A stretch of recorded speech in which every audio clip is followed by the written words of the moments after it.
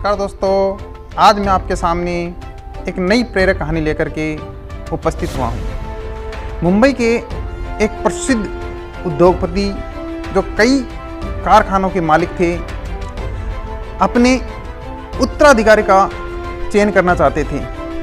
उनकी 3 संतान थी। एक दिन उन्होंने तीनों पुत्रों को बुलाकर एक मुट्ठी मिट्टी देकर कहा कि मैं देखना चाहता हूँ कि तुम लोग 1 माह के अंदर इस मिट्टी का क्या उपयोग करते हो। 1 माह बाद जब पिता ने तीनों को बुलाया और उनके द्वारा किए गए कार्य का विवरण उनसे पूछा कि बताइए आपने क्या किया। तो सबसे बड़े पुत्र ने बताया कि वह मिट्टी किसी काम की नहीं थी और मैंने उसे फेंकवा दिया। दूसरे पुत्र की बारी आई तो उसने बताया कि मैंने सोचा कि यह मिट्टी बीजारोपण करके पौधा लगा दिया जाए, तो मैंने उसमें बीजारोपण करके पौधा लगाने काम में लिया।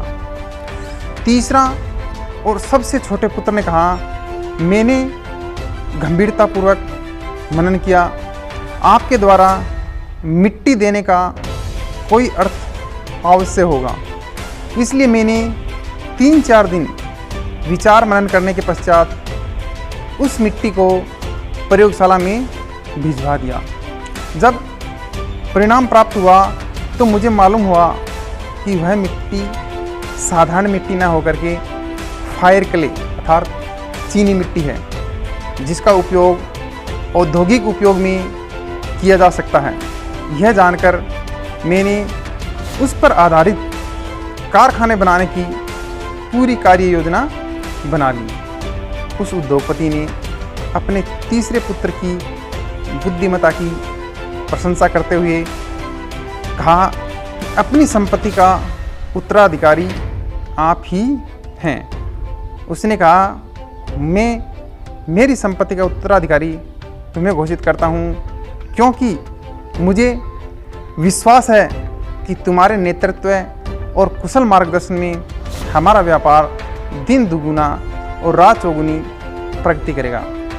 और मेरा विश्वास है कि तुम जीवन पथ पर सभी को साथ लेकर के चलोगे और सफलता के उत्तम शिखर तक पहुंचाओगे।